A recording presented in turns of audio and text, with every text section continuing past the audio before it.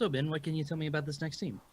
Well, they're called Scrapbook Studio, and I really like this. I'm very sentimental, and where I like go out or go to a vacation or hang out with some people. I love making scrapbooks. That was like kind of like a pastime for me. So I want to be able to see what the engineers have to show and how they implemented Scrapbook Studio. Hello everyone, thank you for joining us here today. My name is Grace Lee, and these are my teammates Christopher Najafi, Conrad Batchville, and Eric Folks. Together, we are the developers of Scrapbook Studio, a web-based application for creating digital scrapbooks. So we may have friends and family who may not have an online presence or might be put off by the competition for likes on social media. Or we may have loved ones who just easily want to create a collection of memories for a special occasion, such as a wedding or graduation. So our team wanted to build a space where users can preserve their memories while showing off their creative flares. So let's say our user Adam logs into his account, and he'll be prompted to his library with an existing project he's been working on. From here, Adam can go ahead and create a new scrapbook. He can add a title of Demo Day and include a description for it as well. From here, Adam can go ahead and hit Create Scrapbook and be brought back to his library. He can skip users for now, and now I'll pass it off on to Eric. Thank you, Grace. So since Demo Day is still happening, Adam's not quite ready to work on that particular scrapbook yet. So he's going to look at another scrapbook he has going called My Time at Fullstack. He's going to go ahead and view this scrapbook. It's going to allow him to see the scrapbook as it is right now. He can flip through the pages and see all his wonderful memories.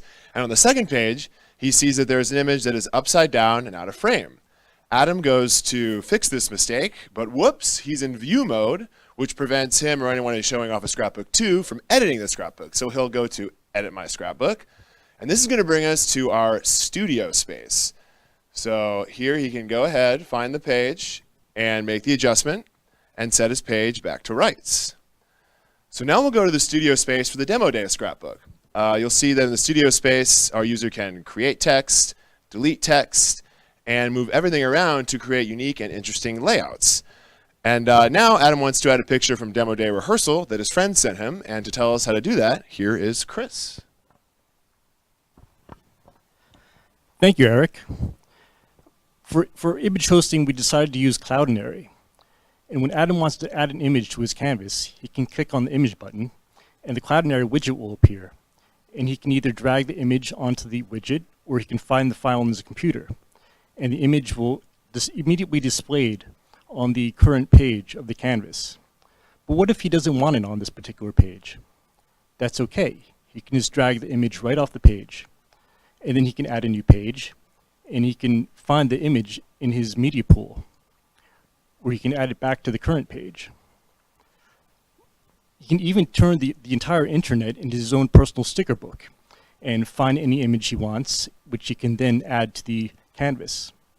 And since anything Adam adds to the canvas is stored in the Scrapbook's media pool, he can access it whenever he wants for any future projects.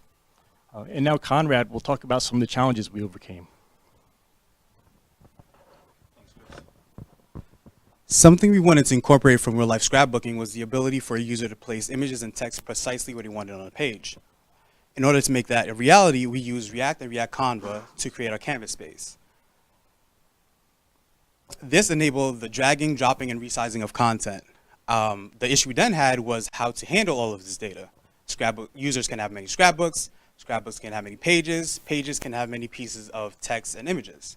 So we decided to go with a Postgres database and manage that using Sequelize and Express. To manage the data our user is currently working with, we use Redux. We had to construct a complex Redux store to keep track of what page the user is on, what content gets rendered on that page, and what piece of content the user currently has selected. As Chris demonstrated, we can rotate, resize, and do different transformations to pictures. Now, once our picture is adjusted, an update is made to our database recording the image's current height, width, rotational degree, and position via XY coordinates. And that's what keeps the user's page exactly the way they left it. Check us out on GitHub and at scrapbook-studio.herokuapp.com and start your scrapbooking experience today. Thank you. Yeah, absolutely. I mean, I love storytelling and I love scrapbooking, as I said, back in the day, that was kind of like my thing. And now we have a digital version of it. It's something that I would use all.